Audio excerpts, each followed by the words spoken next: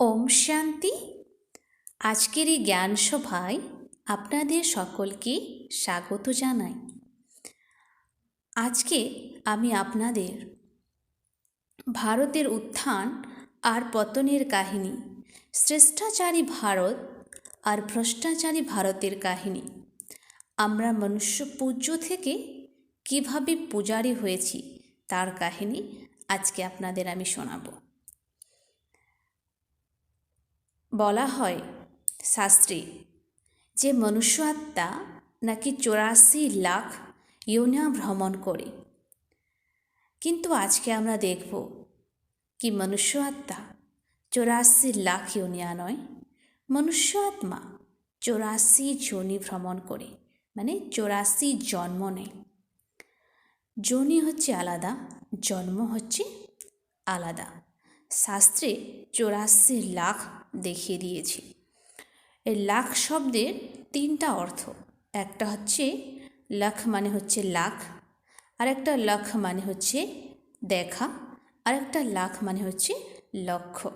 তো তারা লাখ বলতে এখানে কি মনে করেছে, তারা 84 লাখ।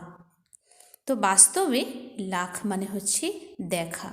তো পরমাত্মা আমাদের বলেছেন কি তোমরা নিজের 84 জন্মকে দেখো, আর যদি সব প্রকারকে যোনিকে আমরা একত্রিত করি তবুও কিন্তু 84 লাখ যোনি কিন্তু হবে না। আর এটা ঋষিমুনিরা কেন বলেছিল কি 84 লাখ ইয়োনিয়া আমরা মনুষ্য আত্মা জন্ম নিই, কি আমরা মৃত্যুর পরে হয়তো পাপকর্মকে, সে পাপকর্মের সাজা ভোগ করার জন্য আমরা পশু পাখি, গরু ছাগল ইত্যাদির গর্ভে মনুষ্য আত্মা প্রবেশ করে, কি আমরা মনুষ্য আত্মা নাকি গরু ছাগল পশু পাখি হই। তো ঋষিমুনিরা এটা কেন বলেছিলেন?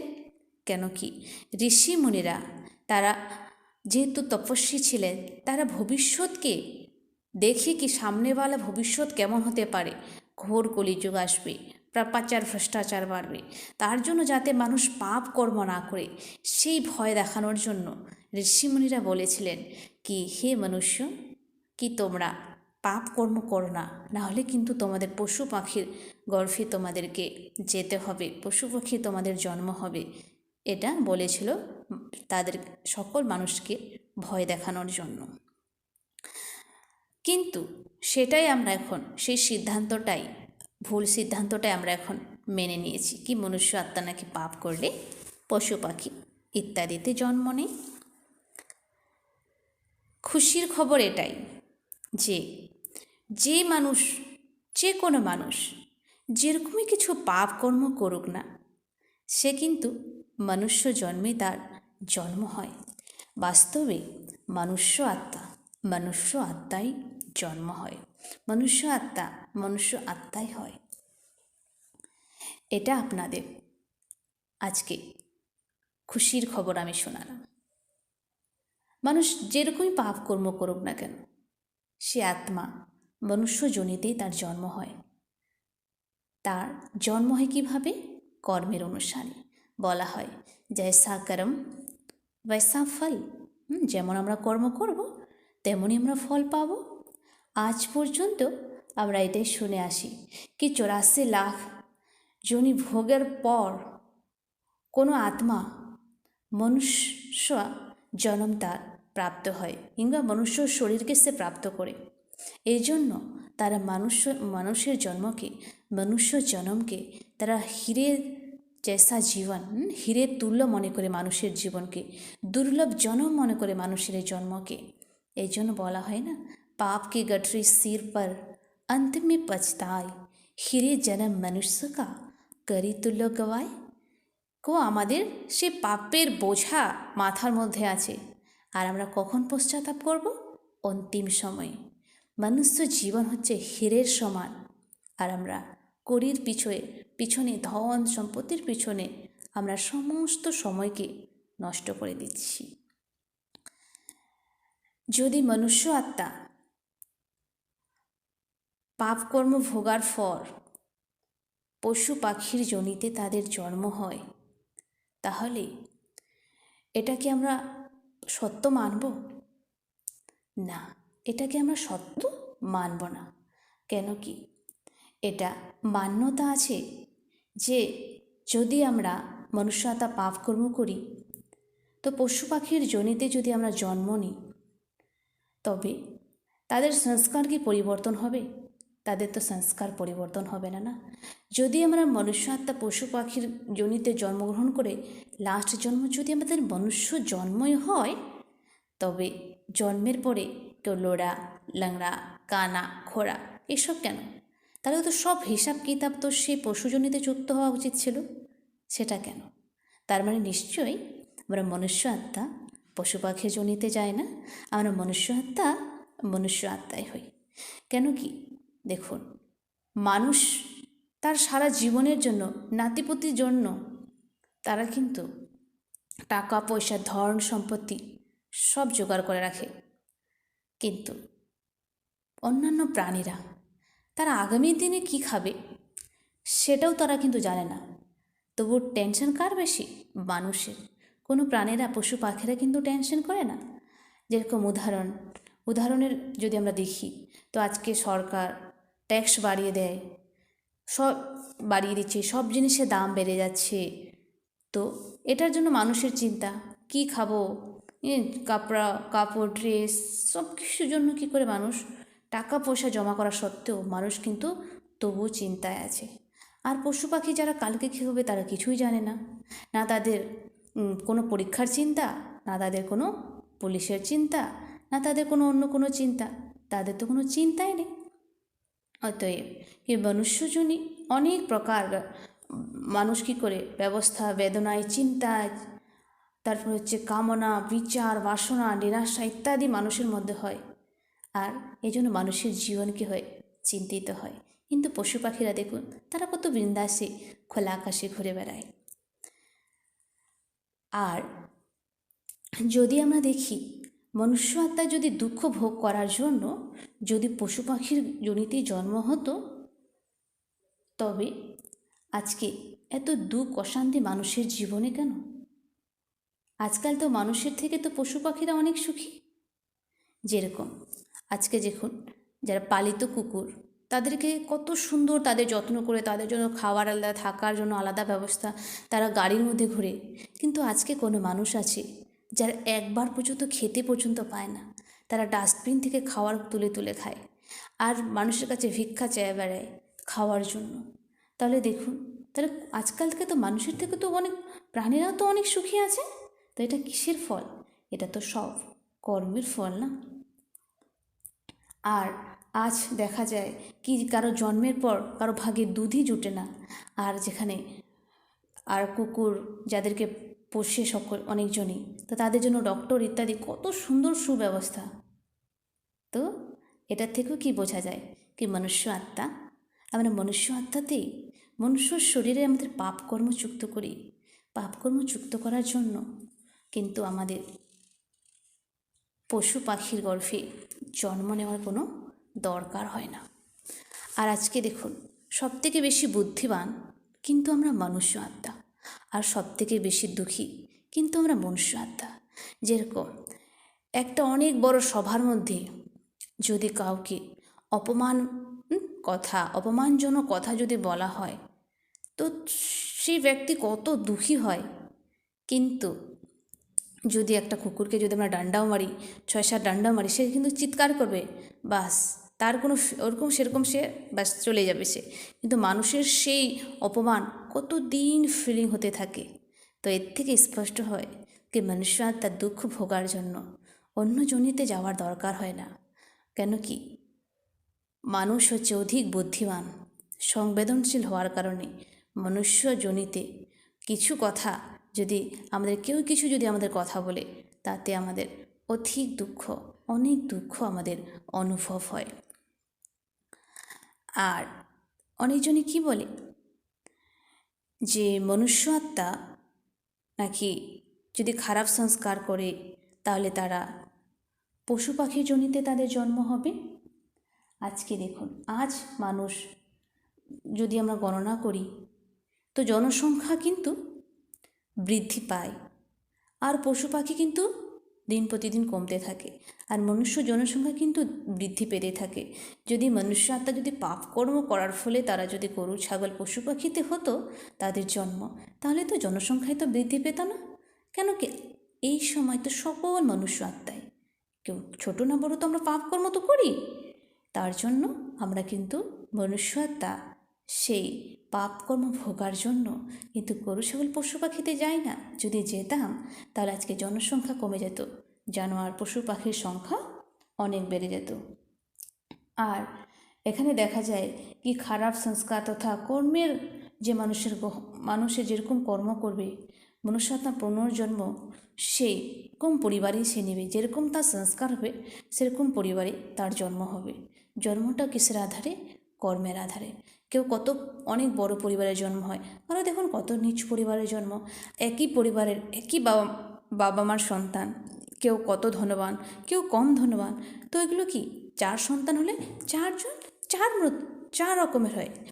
তো এখান থেকে তো বোঝা যায় না কি মনুষ্য আত্মায় হয়।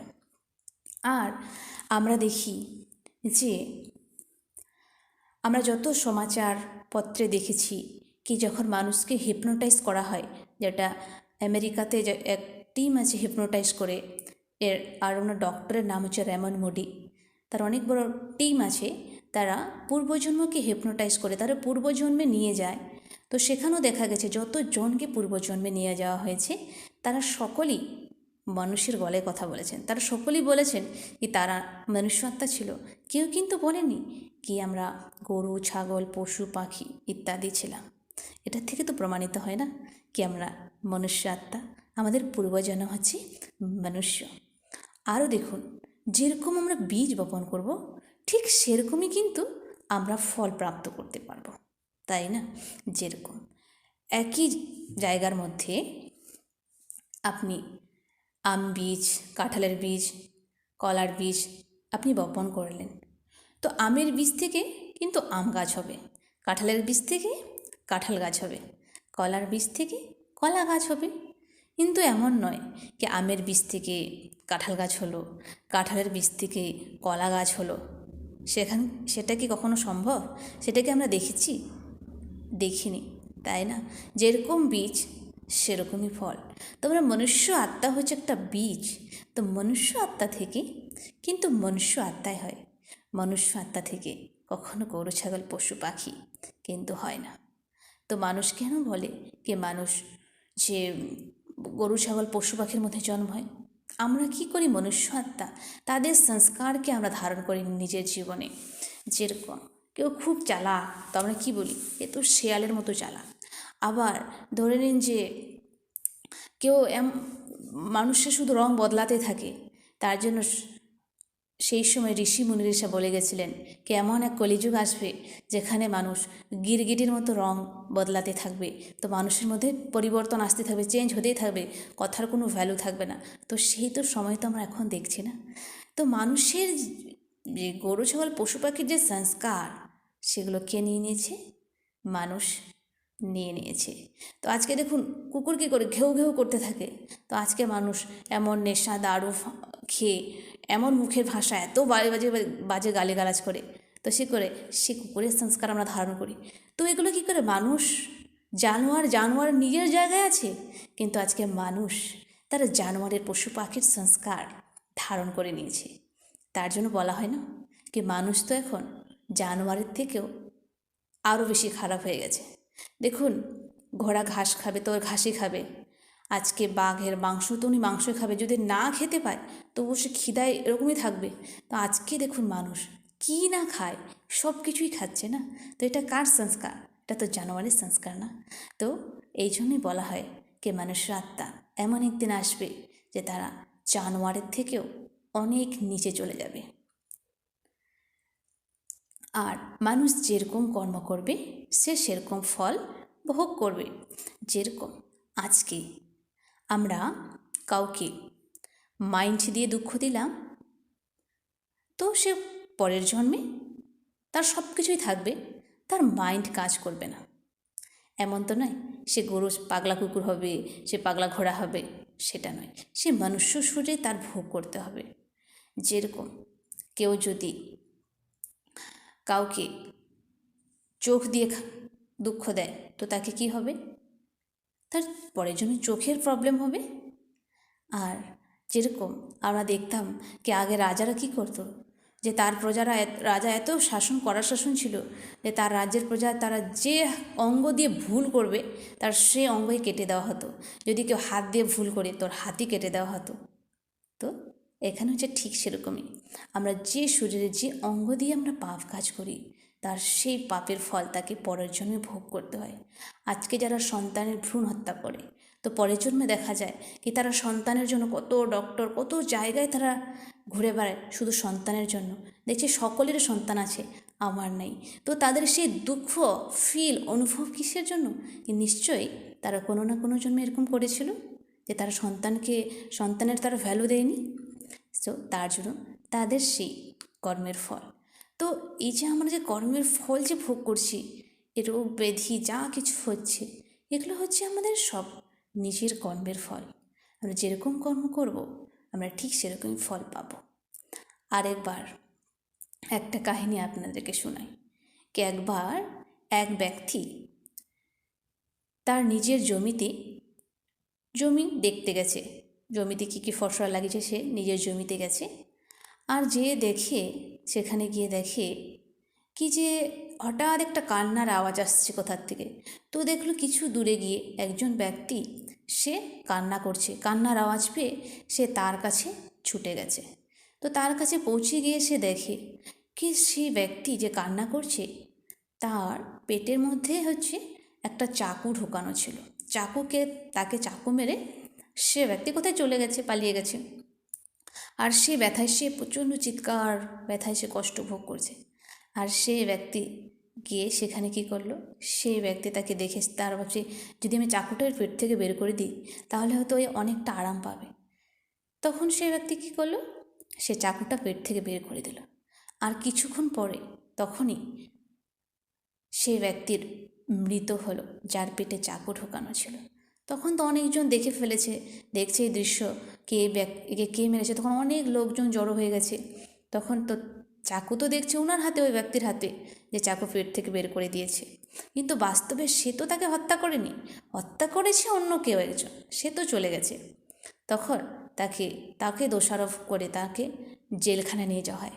কোর্টে তখন দেখানো হয় যে তার সাজা হয় মৃত্যুদণ্ড, ফাঁসির সাজা হয়।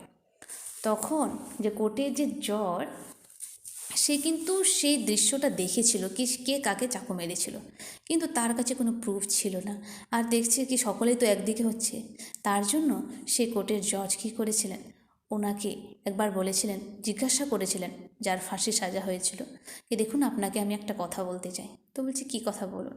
কি আপনি কি জীবনে সত্যি করে বলুন, কি আপনি কি জীবনে এরকম কোনো পাপ কাজ করেছিলেন যার সাজা মৃত্যুদণ্ড পর্যন্ত হতে পারে? তখন যে ফাঁসির সাজা ছিল সে ব্যক্তি বলেছিল কি হ্যাঁ আমি করেছিলাম। তো তখন উনি বললেন যে করেছিলাম আমি 1-2 বছর আগে। তো আপনি তখন জজ বললেন দেখুন আপনি মনে করুন কি সেই কর্মের সাজা, সেই কর্মের ফল আপনি এখন ভোগ করছেন, সেই কর্মের সাজা হচ্ছে আপনি এখন প্রাপ্ত করেছেন। তখন সে সাজা যার সে ব্যক্তি বলল কি ঠিক আছে আমি না সেই কর্মের সাজা ভোগ করছি, কিন্তু যে ব্যক্তি চাকু মেরে পালিয়ে গেছে সে তো পুরো বিন্দাসে আছে, তার কি হবে? তখন কোর্টের যে জজ বলেছিলেন কি দেখুন আপনার যেরকম 1 বছর আগে করেছিলেন সে পাপের ঘাড়া ভরতে ভরতে আজকে আপনার পাপের ঘাড়া ভরে গেছে, তার জন্য আজকে আপনি সাজা পাচ্ছেন। ঠিক সেরকমই ওই ব্যক্তি এত পাপ করছে, তো পাপ করতে করতে ওনারও একদিন পাপের ঘাড়া ভরবে, আর উনিও একদিন সে পাপের সাজা ভোগ করবে। তো এটার থেকে আমরা কি বুঝতে পারি কি মনুষ্য আত্মা আমরা যেরকম কর্ম করব তার সেই কর্মের ফল আমরা এই মনুষ্য শরীরেই ভোগ করব। তার জন্য আমাদের অন্য কোনো প্রাণীর শরীরকে ধারণ করতে হয় না। কেন কি যেরকম বীজ সেরকমই ফল। তবে আজকে আপনাদেরকে এই ভয়টা তো একটা দূর হলো না, কি মৃত্যুর পরে আমরা কি হব, মারা গেলে আমরা কোথায় যাব, সে ভয়টা আজকে আপনাদের তো স্বাভাবিক দূর হয়ে গেল যারা যারা আজকে এই ক্লাসটা শুনছেন। আর পরমাত্মা আমাদের সেই ভয়কেও দূর করেছেন আর আমাদের শ্রেষ্ঠ কর্ম করার জ্ঞান দিচ্ছেন। আপনারও শ্রেষ্ঠ কর্ম করুন আর নিজের জীবনকে শ্রেষ্ঠ বানান। আর যতটা হয় এই পাপ কর্ম থেকে নিজেকে মুক্ত করুন, না হলে আমাদের পাপের সাজা কিন্তু ভোগ করতেই হবে। আর কোথায়? এই মনুষ্য শরীরে। যদি এই জন্মেও আমরা সে পাপ না ভোগ করি, অন্য জন্মেও কিন্তু আমাদের ভোগ করতে হবে। কেন কি কর্মের ফল আমাদেরকে কখনো পিছু ছাড়ে না। আজকে যদি আমরা ভালো কর্ম করি, তার ফল আমরা খুব তাড়াতাড়িও পেতে পারি, তার ফল আমরা অনেক ফল দেরিতেও পেতে পারি। যেরকম কোনো একটা গাছের ফল তাড়াতাড়ি হয়, কোনো গাছের ফল কিন্তু দেরিতে হয়। ঠিক সেরকমই কোনো কর্মের ফল, কোনো পাপ কর্মের ফল কিংবা পুণ্য কর্মের ফল আমরা খুব তাড়াতাড়ি পেতে পারি, আবার এমন কোনো কর্মের ফল আছে, পাপ কর্মের ফল আমরা সেটা তাড়াতাড়িও পেতে পারি, আবার দেরিতেও পেতে পারি। কিন্তু কর্মের ফল আমাদেরকে ভোগ করতেই হবে। তাহলে আপনাদের আজকে এই ব্যাপারটা নিশ্চিন্ত যে মনুষ্য আত্মা, আমরা পশু পাখিতে আমরা জন্ম নিই না, মনুষ্য আত্মা, আমরা মনুষ্য আত্মাই হই। এরপরে আমরা দেখব কি মনুষ্য আত্মা যে আমরা 84 জন্ম নিই, আর আমাদের মনুষ্য আত্মা যে আছে 84 জন্ম হচ্ছে, আমাদের ম্যাক্সিমাম 84 জন্ম আর মিনিমাম হচ্ছে 1 জন্ম। কেন কি সকল আত্মারাই কিন্তু 84 জন্ম নেয় না, এমন কেউ আত্মা আছে যারা মাত্র 1 জন্ম নেয়। আর আজকে আমরা দেখব এই 84 জন্মকে একটা সিঁড়ির মাধ্যমে দেখানো হয়েছে। আর এই সিঁড়ির মাধ্যমে ভারতের উত্থানের আর পতনের যে কাহিনী এখানে সিঁড়ির মাধ্যমে দেখানো হয়েছে। কি করে শ্রেষ্ঠাচারী ভারত ভ্রষ্টাচারী হয়েছে, কিভাবে এই পবিত্র ভারত পতিত হয়েছে, কিভাবে আমরা মনুষ্য আত্মা পূজ্য দেবী দেবতা থেকে কিভাবে আমরা পূজারী হয়েছি, এটা সিঁড়ির মাধ্যমে দেখানো হয়েছে। আমরা দেখি কি এখানে আমরা এক অদ্ভুত সিঁড়ির কাহিনী, মনুষ্য জন্মের যে কাহিনী সেটা সিঁড়ির মাধ্যমে এখানে দেখানো হয়েছে। ভারতের উত্থান আর পতনের কাহিনী। এখন আমরা দেখি সিঁড়ির প্রথম ভাগ, প্রথম চরণ, সত্যযুগ। তো সত্যযুগ মানে যেখানে সত্যের দুনিয়া, যেখানে সব কিছুই সুন্দর। আর সত্যযুগের অনেক নাম, এখানে বিভিন্ন ধর্মের বিভিন্ন নামে সত্যযুগকে বর্ণনা করেছেন। যেরকম হিন্দু ধর্মে বলা হয় সত্যযুগ স্বর্গ, খ্রিস্টান ধর্মে বলা হয় প্যারাডাইস হেভেন, ইসলাম ধর্মে বলা হয় জান্নাত বাহিস্ত, শিখ ধর্মে বলা হয় সচখণ্ড। তো প্রত্যেক ধর্মের মানুষ কিন্তু মানছে কি এই ভারত একদিন কি ছিল, সত্যযুগ ছিল, সোনার দুনিয়া ছিল, গোল্ডেন এজ ছিল। তো আবার সেই সোনার দুনিয়া, সত্যযুগ গোল্ডেন দুনিয়া আবার এই সৃষ্টিতে আবার স্থাপনা হতে চলেছে। তো আমরা এখন সত্যযুগকে নিয়ে আলোচনা করি, দেখি সত্যযুগটা কেমন। তো সত্যযুগে আমাদের জন্ম হয় 8 জন্ম। সত্যযুগের আয়ু কত? 1250 বছর। আর সেখানে প্রথম জন্ম হবে শ্রীকৃষ্ণের, আর তারপর শ্রী রাধার। তাদের যখন স্বয়ম্বর হবে তারা তখন হয়ে যাবেন শ্রীলক্ষ্মী, শ্রী নারায়ণ। কেন কি লক্ষ্মী নারায়ণ হচ্ছেন সত্যযুগের বিশ্বের মহারাজন, বিশ্বের মহারানী। আর সেখানে আমরা দেবী দেবতারা কী ছিলাম? সর্বগুণ সম্পন্ন, 16 কলা সম্পূর্ণ, সম্পূর্ণ নির্বিকারী, মর্যাদা পুরুষোত্তম, ডবল হিংসক। বলা হয় 16 কলা, যখন আমরা কোনো কিছু সবটাই সম্পূর্ণ হয় তখন আমরা কী বলি? 16 আনা সত্য। মানে সত্যযুগে মানে আমরা 16 কলা সম্পূর্ণ ছিলাম, আমরা সূর্যবংশী ছিলাম আর সতোপ্রধান ছিলাম। আত্মা কী ছিল সেখানে? সতোপ্রধান। প্রকৃতি কী ছিল? সতোপ্রধান। আর সিঁড়ির প্রথম ভাগে এই সত্যযুগকে দেখানো হয়েছে। আর সত্যযুগকে বলা হয় সৃষ্টির আদিকাল। আর আদিকালে আমাদের ভারত কী ছিল? সোনার দুনিয়া ছিল, সোনার চিড়িয়া বলা হয়। আজ কেউ লোক সেটাকে মানছে। আমাদের ভারত সোনার দুনিয়া ছিল, এই জন্য তো একটা গানও বানিয়েছে না, कि जहाँ डाल डाल पर सोने की चिड़िया करती है बसेरा वो भारत देश हमारा। তো যেখানে সোনার চিড়িয়া, সে ভারত দেশ কী ছিল? আমাদের। তখন সেই সময় ভারত কী ছিল? দেবী ধর্ম ছিল, সেখানে আমরা সূর্যবংশী ছিলাম। আর লক্ষ্মী নারায়ণের মর্যাদাযুক্ত কী ছিল? রাজ্য ছিল। আর সেখানে যথা রাজা রানী তথা প্রজা, সকলেই আমরা কী ছিলাম? পবিত্র ছিলাম, নির্বিকারী ছিলাম, ডবল অহিংসক ছিলাম। আর সেখানে পবিত্রতা, সুখ, শান্তি সম্পন্ন ছিল সেই সত্যযুগ। সেখানে সকলের মাথায় ডবল তাজ ছিল, মুকুট ছিল, এক রতন জড়িত আর এক পবিত্রতার তাজ। আর সত্যযুগে যেখানে বলা হয় বাঘ আর গরু এক ঘাটে জল পান করতেন, তো সেখানে কত প্রেম ছিল, যেখানে কোনো হিংসা বলে কোনো কিছুই ছিল না, যেখানে দুঃখ অশান্তির কোনো নাম নিশানি ছিল না। আর সত্যযুগে যেখানে আমরা সকলেই খুশিতে থাকতাম। আর সত্যযুগে জনসংখ্যা ছিল 9,16,108। এখানে কোনো পার্টিশন থাকবে না, জমি আসমান ধরতি সব কিছু আমাদের ছিল। আর সত্যযুগে আমাদের আয়ু হয়ে যায় 150 বছর। আমাদের আয়ু তখন অনেক বৃদ্ধি ছিল, অনেক বেশি ছিল। যেরকম আমরা দেখি কি আমাদের পূর্বপুরুষদেরকে যদি আমরা দেখি তো তাদের আয়ু 100, তারও আগে যদি দেখি তো 150 বছর। তো আমাদের এখানে আয়ু ছিল 150 বছর।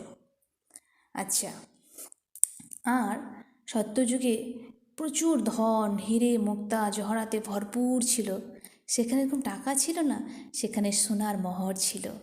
আর সত্যযুগে কী ছিল? চারিদিকে মানে খুশহালি প্রকৃতি, খুশির দুনিয়া, খুব সুন্দর মনোরম দৃশ্য সেখানকার। আর এই জন্য আমরা আজকেও বলি না কি সত্যযুগে ঘি আর নদী, ঘিয়ের আর দুধের নদী বইতো। আর যেখানে সোনা, চাঁদি, রত্ন জড়িত, মানুষ চাদরের মধ্যে সোনা লাগাতো, মহলে তাদের মধ্যে রত্ন জড়িত হিরে মুক্তা দিয়ে ডেকোরেট করা হতো। এরকম বৈভব সম্পন্ন, যার আজকে চিত্র আমরা বর্ণনা করতে পারি না কি এত সুন্দর ছিল সে সত্যযুগ, সে গোল্ডেন দুনিয়া। আর আমরা সেখানেই ছিলাম আগে। আর আজকে আমরা কোথায় পৌঁছে গেছি? যেখানে আমরা সকলেই সুখ শান্তিতে ছিলাম, যেখানে আমরা পুষ্পক বিমানের উপর বসে সব কিছুই আমরা কারবার করতাম, পুষ্পক বিমানে বসতাম। যেখানে এখন আমরা গাড়ি, সাইকেল ইত্যাদি আছে, কিন্তু সত্যযুগে কী থাকবে? পুষ্পক বিমান থাকবে। এতই সুন্দর হবে সত্যযুগ, যেখানে সোনার মহল থাকবে, সব কিছুই সোনার হবে। আপনারা একবার অনুভব করুন কি সত্যযুগটা তাহলে কত সুন্দর ছিল, যার গায়ন আজকেও আমরা শাস্ত্রে পড়ে আসছি। তো এটাই হচ্ছে আমাদের সত্যযুগ। আর সত্যযুগে যেখানে কাল খাবে না, সেখানে কি ছিলাম আমরা? অকাল, মানে সেখানে কাল কখনো খেতে পারে না। আর সেখানে আমাদের কত জন্ম নিয়েছিলাম আমরা? 8 জন্ম। এই জন্য জন্মাষ্টমী পালন করা হয় অষ্টরত্নের আংটি পরে। কেন কি? সত্যযুগে আমাদের জন্ম ছিল 8 জন্ম। প্রথম জন্ম হয়েছিল শ্রীকৃষ্ণের। এই জন্য শ্রীকৃষ্ণের আমরা কি মানে? জন্মাষ্টমী, মানে যেখানে 8টা যে জন্ম হবে, সেখানে 8 মহারাজা মহারানীর, তো তারা খুবই কি থাকবে? সুখ শান্তি তাদের মধ্যে থাকবে, তারা সম্পূর্ণ থাকবে। তাই জন্য অষ্টরত্নের আংটি আজকেও অনেক মানুষ হাতের মধ্যে অষ্টরত্নের আংটি পরে। আর সেখানে আমাদের শরীরের আয়ু অনেক হওয়ার কারণে সেখানে আমরা 150 বছর কমপ্লিট হয় তখনই, তারপরে আমরা কিন্তু শরীরটাকে ছাড়বো সেখানে। আর সেখানে কোনো মোহ থাকবে না কারোর প্রতি। 150 বছর হয়ে যাবে, তারপর সে নিজের ইচ্ছায় স্বইচ্ছায় এই শরীরকে পরিত্যাগ করবে। এভাবে আমাদের সত্যযুগ 8 জন্ম 8 সিঁড়ি আমরা নিচে নামলাম। এরপরে চলে আসি আমরা সিঁড়ির দ্বিতীয় চরণ, দ্বিতীয় ভাগ, ত্রেতা যুগ। ত্রেতা যুগ মানে যেখানে আমরা কি ছিলাম, ত্রেতা যুগে আমরা সকলে ছিলাম চন্দ্রবংশী। আর আমাদের জন্ম ছিল 12 জন্ম। ত্রেতা যুগের আয়ু কত? 1250 বছর। আর এখানে মর্যাদা পুরুষোত্তম শ্রী রাম সীতা চক্রবর্তী রাজ্য ছিল। ক্ষত্রিয় বর্ণ ছিলাম আমরা এখানে। আর এখানে 16 কলা থেকে ত্রেতা যুগে হয়ে যায় 14 কলা চন্দ্রবংশী। আর আমাদের স্থিতি শতপ্রধান থেকে শত হয়ে যায়। আর যখন এই সৃষ্টি 16 কলা সম্পূর্ণ সত্যযুগ ছিল, তখন তার সম্পূর্ণ অবস্থা সুন্দর ছিল। আবার এভাবে ধীরে ধীরে কী হয়ে যায়, চন্দ্রমা যেরকম পূর্ণিমা বাদ, পূর্ণিমার পরে যখন চন্দ্রমা হয় তখন কলা কী হতে কম হতে থাকে। আর এরকমই দেবী দেবতার মধ্যে সেই পবিত্রতা শক্তি ডিগ্রি সেটা কম হতে থাকে। সুখ সমৃদ্ধি ভোগার যখন 1250 হয়ে যায়, তখন সত্যযুগে দেবী দেবতা ঘরানের আত্মারা তারা কী করে স্বর্গের জন্ম পুনর্জন্ম নিতে নিতে 2 কলা কম হয়ে 16 কলা থেকে 14 কলা হয়ে যায়। তখন ত্রেতা যুগ শুরু হয়। সূর্য বংশের পরে চন্দ্রবংশী আমরা হয়ে যাই। এখনও এই সংসারেও সেই সময় চন্দ্রবংশীয় ত্রেতা যুগেও কাম ক্রোধ লোভ অহংকার এইসব কিছু ছিল না। সেখানেও পূর্ণ সুখ শান্তি সম্পন্ন সেটা রাজ্য ছিল। আর ত্রেতা যুগের শুরুতে আমরা মর্যাদা পুরুষোত্তম শ্রীরাম আর শ্রী সীতা চক্রবর্তী রাজ্য ছিল, যেখানে যথা রাজা রানী তথা প্রজা সকলে আমরা কী ছিলাম, শ্রেষ্টাচারী ছিলাম। আর এই জন্য রাম রাজ্যের মহিমায় বলা হয় कि राम राजा राम प्रजा राम साहूकार बसे नगरी जिए दाता धर्म का उपकार। আজ এই সময়ও ভারতের লোক রাম রাজ্য চায়। যেরকম আমাদের বাপুজি গান্ধীজি বলেছিলেন কি আমাকে রাম রাজ্য দরকার, রাম রাজ্য স্থাপনা হওয়ার দরকার। আর যে রাজ্যে সকলে রাজা প্রজা সকলে কী ছিল, সুখী ছিল। আর সেখানে আমাদের জন্ম কত, 12 জন্ম। যখন আমাদের 8 জন্ম কমপ্লিট হয়ে যায়, তখন 9 নাম্বার জন্ম শ্রীরামের হয়। এই জন্য আমরা রাম নবমী মানাই। রামের জন্মদিন কিন্তু আমরা বলি না, কি বলি, রাম নবমী। তো 9 নাম্বার জন্ম যেহেতু শ্রীরামের, তার জন্য আমরা কি বলি, রাম নবমী। আর তার নামের পিছনে কি থাকে, রামচন্দ্র, মানে আমরা কি ছিলাম ত্রেতা যুগে, চন্দ্রবংশী। আর এই সত্যযুগ ত্রেতা যুগ 1250 আর 1250, তো কত হলো, 2500 বছর। তো এই সত্যযুগ ত্রেতা যুগ এই 2500 বছরকে বলা হয় ব্রহ্মার দিন বা রাম রাজ্য। আর ত্রেতা যুগের জনসংখ্যা কত হয়ে যায়, 33 কোটি। এই জন্য বলি না 33 কোটি দেবী দেবতায় নমঃ। তো সেই 33 কোটি দেবী দেবতা কোথায় ছিল, তারা ছিল ত্রেতা যুগে। আমরা ত্রেতা যুগে 33 কোটি দেবী দেবতা ছিলাম। আর তারপরে আমরা ত্রেতা যুগ কমপ্লিট হওয়ার পর ব্রহ্মার যে রাত শুরু হয়, মানে সিঁড়ির তৃতীয় ভাগ, 3 নম্বর চরণ দাপর যুগ, যেখানে অনেক মতান্তর চলে আসে দাপর যুগে, যাকে ব্রহ্মা রাত রাবণ রাজ্য বলা হয়। তেন কি দাপর যুগ থেকে মানুষের মধ্যে কাম, ক্রোধ, লোভ, মোহ, অহংকার শুরু হয়। আর এই দাপর যুগ, ব্রহ্মা রাত, এটাকে দাপর যুগকে কি বলা হয়? আদিকাল বলা হয়। আর আমাদের দাপর যুগে জন্ম হয় 21 জন্ম। দাপর যুগে যে সময়কাল সেটা হচ্ছে 1250 বছর। আর দাপর যুগে আমরা কী ছিলাম? ভক্তি করতাম, কিন্তু আমাদের ভক্তি ছিল অব্যভিচারী ভক্তি। দাপর যুগে ভক্তি শুরু হয়, আর আমরা সেখানে কী ছিলাম? বৈশ্যবর্ণ। তারপরে আমাদের কলা ছিল 8 কলা। সত্যযুগে 16 কলা, তার অর্ধেক হয়ে গেল দাপর যুগে 8 কলা। এখানে বৈশ্য বংশ ছিলাম, আমাদের স্থিতি ছিল রজোপ্রধান। আমরা এখানে দেখতে পাই যে আমরা সত্যযুগ আর ত্রেতা যুগে দেবী দেবতারা কী ছিলাম? আত্ম অভিমানী, মানে আমরা আত্মিক স্থিতিতে থাকতাম। এখানে কোনো শরীরের ভান ছিল না, আমাদের দেহ ভান ছিল না, কিন্তু অনেক সময় ধরে আমাদের শরীরের সম্বন্ধে থাকার কারণে দেহ অভিমান, যে আমরা দেহ অভিমান হয়ে যায় আমাদের মধ্যে। আর এই দেহ অভিমানের কারণ আমাদের কি হয়? বিকারের প্রবেশ শুরু হয় দাপর যুগে শুরুতে।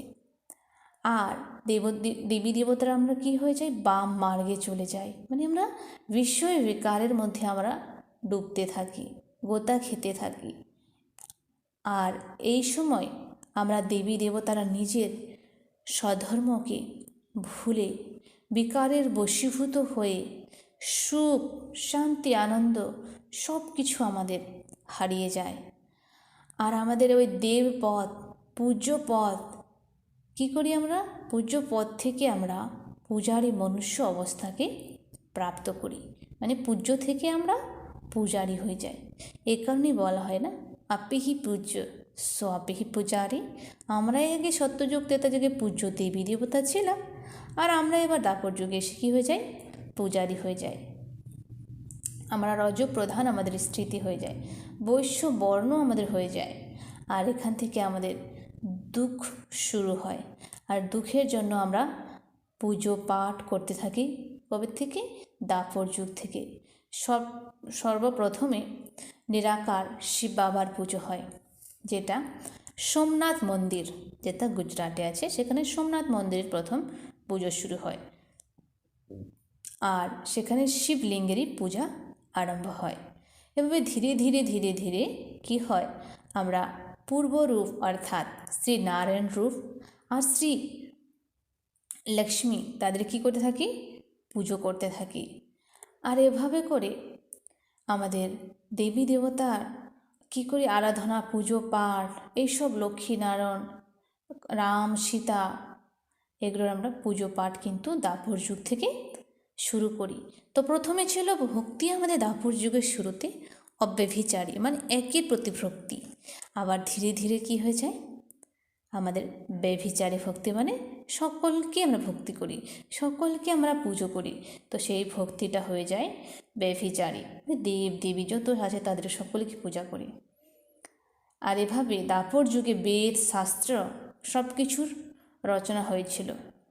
আর দাপর যুগে সেখানে যজ্ঞ হতে শুরু করে। এভাবে ভক্তি অব্যভিচারী থেকে ব্যভিচারী হয়ে যায়, মানে অর্থাৎ এক পরমাত্মার ভক্তি অনেক ছাড়া অনেককেই আমরা ভক্তি করতে শুরু করি। আর যেখানে দাপর যুগে দেবী দেবতারা 21 জন্ম নেয়, আর আমরা এখানে বৈশ্য বংশ, আর আমরা এখানে নিজের পার্ট প্লে করতে থাকি। এভাবে করতে করতে দাপর যুগ আরও অনেক ছোট ছোট রাজ্যের ভাগ বাটোয়ারা হওয়ার কারণে রাজার মধ্যেও কি হয়, অনেক মতভেদের জন্ম নেয়। অনেক মতভেদ, জাতিভেদ, ধর্মভেদ, আর যত সব ধর্ম কিন্তু এ দাপর যুগে এসেছিল। মেন আমরা যে ধর্ম দেখি, 3 ধর্ম, সেই 3 ধর্ম কিন্তু ইসলাম, বৌদ্ধ, খ্রিস্টান, এগুলো কিন্তু দাপর যুগে হয়েছিল। আর তখন থেকে হওয়ার কারণে জাতিভেদ, ধর্মভেদ এসব কিছু শুরু হয়। আর এরপরে আমরা দেখি এভাবে করতে করতে আমাদের সত্যযুগ, ত্রেতা যুগ, দাপর যুগ, যাকে রাবণ রাজ্যও বলা হয়। কেন কি রাবণের 10 মাথা, মানে 5 বিকার নারীর, 5 বিকার পুরুষের। দাপর যুগে নারী আর পুরুষের মধ্যে 5 বিকার চলে আসে, তার জন্য বলা হয় রাবণ রাজ্য।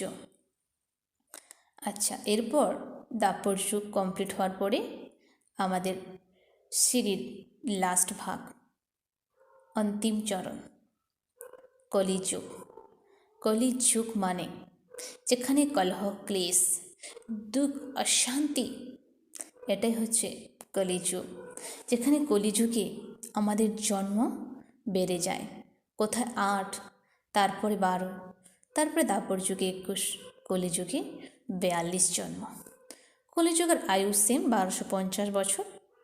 আর কলিযুগে আমাদের ব্যভিচারী ভক্তি, আমরা এখানে শূদ্র বর্ণ হয়ে যাই আর শূদ্র বংশের হয়ে যায়। আমরা এখানে আত্মা, আমাদের সকলে আত্মা হয়ে যায় তম প্রধান, একদম কালো হয়ে যায়, কমজোর হয়ে যায় আমাদের আত্মা। আর এরপর আমরা আত্মা জন্ম নিতে নিতে এই সিঁড়ির অন্তিম চরণে পৌঁছে যাই। আর এখানে রাবণ অর্থাৎ মায়ার 5 বিকার প্রভাব বাড়তে থাকে। কলিযুগে তমগুণে কী হয়, প্রধানতা বৃদ্ধি পায়। এখানে সকল নরনারী শূদ্র বর্ণ হতে থাকে। এই যুগে পূজারী রাজা রানী অথবা প্রজা রূপে আমরা 42 জন্ম নিই। আর এখানে আমাদের আসুরি মর্যাদা, আসুরি লক্ষণ ধারণ করতে করতে আমরা অনেক বিকারী, ভ্রষ্টাচারী হয়ে যাই। আর এই দাপর যুগে বৃক্ষ, সূর্য, জল, অগ্নি, মানে এই 5 তত্ত্বর পূজা করতে শুরু করি। অনেক লোক ধর্মের জন্য, ধর্ম ধান্দার পিছনে অথবা কামাইয়ের জন্য তাদেরকে সাধন রূপে নিয়ে নিয়েছে। আর জাতি ভেদ, সামুদায়িক তথা বিরোধী ধর্ম বীজ এর মধ্যে, তাদের মধ্যে অনেক ঝগড়া হতে শুরু করে।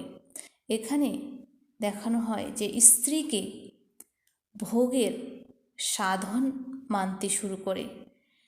আর সত্যযুগ, ত্রেতা যুগ, যেখানে মান ছিল, নারীদের মান সম্মান, সেটা কম হতে হতে সেই নারীদের এখন কি করা হয়, তিরস্কার করা হয়, তাদের ভোগের পুতুল মনে করা হয়। এভাবে এখানে প্রকৃতিও মানুষের এই অপব্যবহারের কারণে কী হয়ে গেছে, তারাও কিন্তু অনেক এখন ক্রোধী হয়ে গেছে। তারাও রোগ, শোক আর বৃদ্ধাবস্থা, অকাল মৃত্যু ইত্যাদি মানুষ এখন কী হয়ে গেছে, এখানে কলিযুগে বৃদ্ধি পেয়েছে। আর এই জন্য এখানে কোথায় স্বর্গে আমরা সত্যযুগে সম্পন্ন ছিলাম, ভরপুর সব কিছুতে, আর এখানে তো আমরা কঙ্গাল হয়ে গেছি, মোহতাজ, ভ্রষ্টাচার, অর্থাৎ এখানে আমরা নরকে পরিণত হয়েছি। সেখানে সত্যযুগে সম্পূর্ণ সুখ শান্তি, আর এখানে সম্পূর্ণ দুঃখ শান্তিতে ভরে যায় কলিযুগ। আর এই কলিযুগে প্রজার উপর প্রজার রাজ্য চলতে থাকে, যেখানে অনুশাসনহীনতা, মতভেদ, ধর্মভেদ, প্রান্তভেদ, ভাষাভেদ আদি আদি ইত্যাদি কী হতে থাকে এখানে, এর আধারে দিন চলতে থাকে, আসে। আর কি হতে থাকে, এভাবে করতে করতে ভ্রষ্টাচার তথা ফুট বাড়তে থাকে, মানে অনেক ভ্রষ্টাচার, পাপাচার এই কলিযুগে বেড়ে যায়। এক অপরকে আত্মা আত্মা ভাই দৃষ্টি থেকে না দেখে তার জন্য কি হয়েছে, আমরা পরমাত্মা, পরমপিতা পরমাত্মা থেকেও আমরা বিপরীত বুদ্ধি হয়ে গেছি। আমরা এখানে শরীরকে দেখতে শুরু করি। আর এই কলিযুগের অন্তিম চরণে অন্তিমে পরমাত্মা অবতরণ হন, আর উনি ঈশ্বরীয় জ্ঞান আর আমাদের সহজ রাজযোগের শিক্ষা প্রদান করেন। বলা হয় না কি যখন অতি ধর্মের গ্লানি হবে তখনই ভগবান এই সৃষ্টিতে অবতীর্ণ হবেন। তো ভগবান এই সৃষ্টিতে অবতীর্ণ হয়ে আমাদের ঈশ্বরীয় জ্ঞান আর রাজযোগের শিক্ষা প্রদান করেন। তবে রাজ্য কে শিখান আমাদের স্বয়ং পরমাত্মা। আর কলিযুগ যেখানে জনসংখ্যা, প্রদূষণ, প্রাকৃতিক বানাবট, ভ্রষ্টাচার এগুলো চরম সীমায় পৌঁছে যায়। আর এই সৃষ্টি যখন এত চরম সীমায় পাপাচারে ভরপুর হয়ে যায় তখন এই সৃষ্টিকে উদ্ধার করার জন্য স্বয়ং পতিত পাবন সর্বার সদ্গতি দাতা শিব পিতা পুনরায় এই সৃষ্টিতে এই ধরাতে অবতরিত হয়ে আমাদের কি করেন, প্রজাপিতা ব্রহ্মার মাধ্যমে সাকার শরীরের মাধ্যমে আমাদের ঈশ্বরীয় জ্ঞান আর সহজ রাজযোগের শিক্ষা প্রদান করেন। আর এই ঈশ্বরীয় জ্ঞান এবং সহজ রাজযোগের মাধ্যমে এই সংসার কলিযুগ নরক বদলে সত্যযুগ স্বর্গ তৈরি হবে। পতিত থেকে পাবন, আসুরীর থেকে দেবী, দুঃখীর থেকে আমরা সুখী হব, মানে দুঃখীর থেকে দুনিয়া সুখে পরিণত হবে।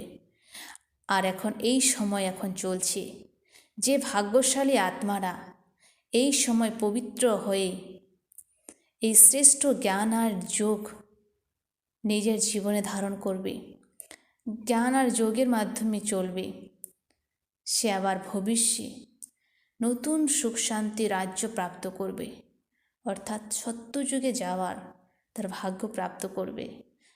মানে বর্তমানে তার জীবন সুখ শান্তি এবং সফলতাতেও ভরপুর হবে।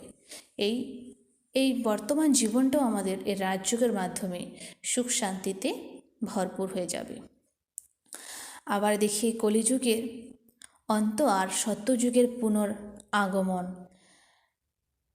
চিত্রের মধ্যে অন্তে দেখানো হয়েছে পরমপিতা পরমাত্মা, যিনি জ্ঞান দিয়ে যোগ জ্ঞান দেয় আমাদের, আর আমরা যোগ তপস্যা করি, আর যোগ তপস্যা করে শূদ্র থেকে আমরা ব্রাহ্মণ হয়ে ব্রহ্মচর্যের সারা জীবন পালন করে আমরা দেব পথকে প্রাপ্ত করার পুরুষার্থ করছি।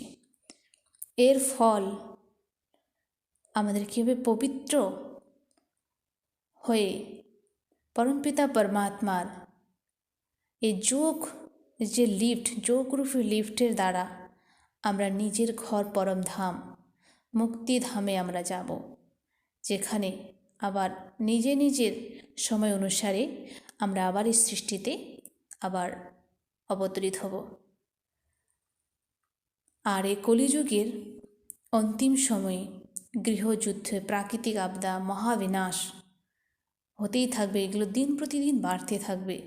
আর এভাবে করে অধর্মের বিনাশ হয়ে নতুন সত্যযুগের সৃষ্টি হবে। এবার আমরা দেখি জনসংখ্যা কেন এত বৃদ্ধি পাচ্ছে। কেন কি যে আত্মা একবার পরমধাম থেকে এই সৃষ্টিতে আসে, সে আত্মা কিন্তু উপরে যায় না। এই সৃষ্টিরূপী নাটক কমপ্লিট হয়ে তবেই সে কী করবে, উপরে নিজের ঘরে ফিরে যাবে। যেরকম যে কোনো জিনিস নতুন থেকে কিন্তু অটোমেটিক পুরনো হয়ে যায়। তো এখন কোন সময় চলছে? সৃষ্টির অন্তিম সময়। আবার এই সৃষ্টি থেকে আসবে সত্যযুগ, যাকে আমরা স্বর্গ বলি। তো আসুন আপনারা সকলেই রাজযোগ মেডিটেশনের মাধ্যমে নিজেকে জানুন আর নিজেকে পবিত্র বানিয়ে সে সত্যযুগে যাওয়ার জন্য নিজেকে তৈরি করুন। আর এটাই হলো আমাদের 84 জন্মের কাহিনী। তবে আমরা একবার হিসাব করে দেখি, সত্যযুগে 8 জন্ম, ত্রেতা যুগে 12 জন্ম, তো 20 জন্ম। দাপর যুগে 21 জন্ম, 41 জন্ম, আর কলিযুগে 42 জন্ম। তো টোটাল কত হলো? 83 জন্ম। তবে আমি বলেছি এখানে 84 জন্মের কাহিনী। তো 84 জন্মটা আরেকটা জন্ম কোথায় গেল? তো সেই লাস্ট জন্ম হচ্ছে আমাদের এই মনুষ্য জন্ম, মানে যেটাকে যেদিন থেকে আমরা পরমাত্মার জ্ঞানকে প্রাপ্ত করেছি, এটা হলো আমাদের একটা নতুন জন্ম, যেটা কি বলা হয় মানব জীবন, দুর্লভ জন্ম, দুর্লভ জীবন। তো এই লাস্ট জন্ম হচ্ছে আমাদের এই মনুষ্য জন্ম, যেদিন থেকে পরমাত্মার জ্ঞান আমরা প্রাপ্ত করেছি, এটা হচ্ছে লাস্ট জন্ম। এই জন্মটা হচ্ছে দুর্লভ জন্ম। এই জন্মে যা আমরা পুরুষার্থ করব, সেটা পুরো 84 জন্মে তার আমরা ফল ভোগ করব। তো এটা হলো 84 জন্মের কাহিনী। তো আপনাদের একটা গল্প বলে আজকের এই যে আমাদের টপিক, এটা আমরা কমপ্লিট করব। তো একবার একটা ছোট ভাই কি করছিল, উনি নিজের বাড়িতে টিভি দেখছিল, সিরিয়াল।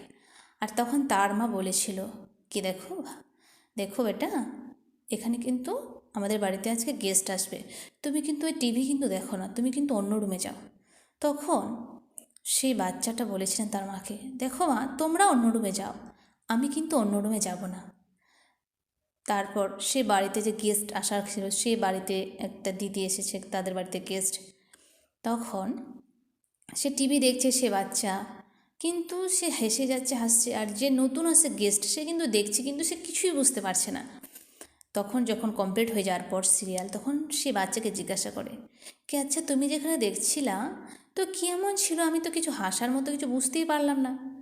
তখন সে বাচ্চা সেই দিদিকে জবাব দেয়, দেখো দিদি, তুমি তো শুধু অল্প সময় দেখেছো না, আর আমি তো পুরো সিরিয়ালকে কবে থেকে দেখেছি, আমি তার আদি মধ্য অন্তর সব কিছুই আমি জানি, তার জন্য আমার ভালো লেগেছে, আমি বুঝতে পেরেছি তুমি তো অল্প সময় দেখেছো না, তাই তুমি কিছু বুঝতে পারোনি, তোমার ইন্টারেস্টও লাগেনি।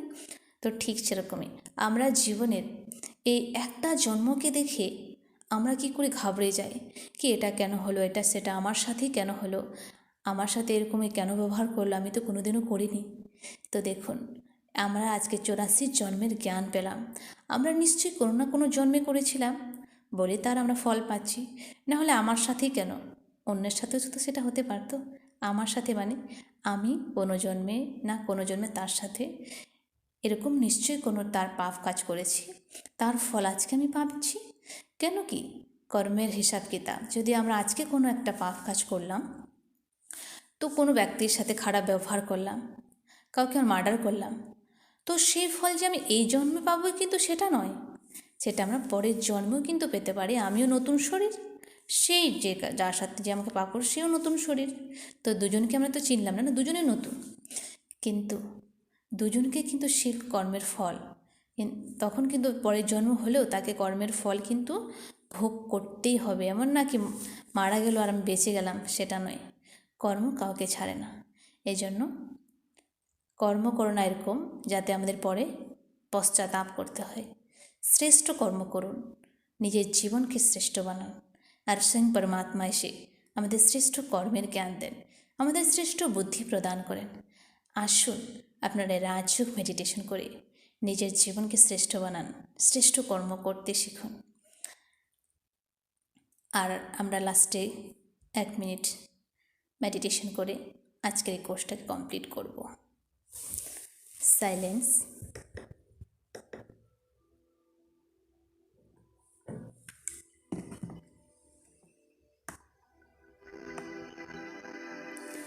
ওম শান্তি। আমি হলাম এক আত্মা, শান্ত স্বরূপ আত্মা। I am peaceful soul.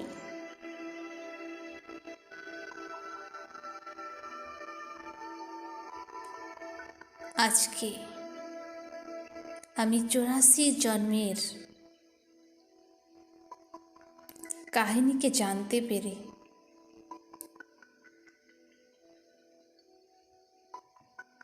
আমার জীবনের অনেক প্রশ্নের উত্তর সমাপ্ত হয়ে গেছে।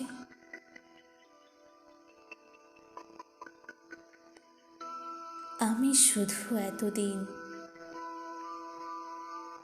নিজের দুঃখের কারণ,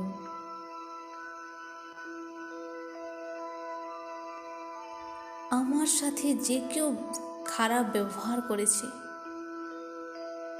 আমি শুধু তাদেরই দোষ দেখেছি। আর আমার অনেক সম্পর্কের মধ্যে এক ফাটলের সৃষ্টি হয়ে গেছে এই ভুল বোঝার কারণে। কিন্তু আজকে আমি এই 84 জন্মের কাহিনী জানতে পেরে আমি নিজেকে ধন্য ধন্য মনে করি কি আমি যা কিছু পাচ্ছি, চাহে সুখ, চাহে শান্তি, কিংবা দুঃখ, কিংবা অশান্তি, এগুলো হচ্ছে আমার নিজেরই কর্মের ফল। সেটা আমার এই জন্মের হতে পারে, কিংবা আমার পূর্বজন্মের হতে পারে। তবে আজকে আমি সমস্ত আত্মাদের, যাদেরকে আমি ভুল ভাবতাম, যারা আমাকে ধোঁকা দিয়েছে, তাদের সকলকে আমি আজকে ক্ষমা করে দিলাম।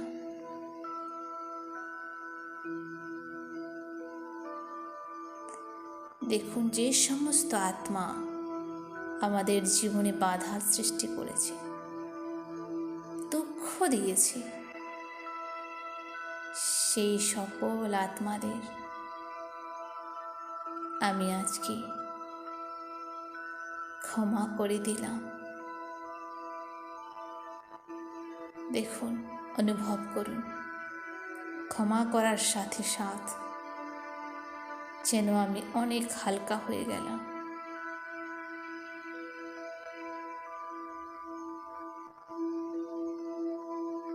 আমার সব কিছুর প্রাপ্তি নিজের কর্মের ফল।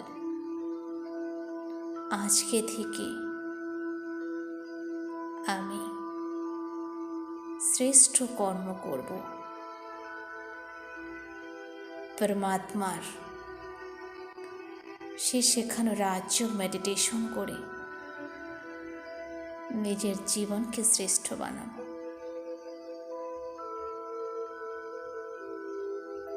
অনুভব করুন, এই 84 জন্মের কাহিনী শোনার পর আমার জীবনের সমস্ত প্রশ্ন থেকে আমি মুক্ত হয়ে গেলাম।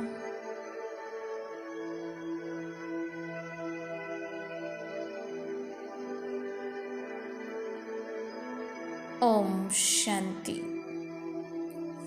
ওম শান্তি, ওম শান্তি।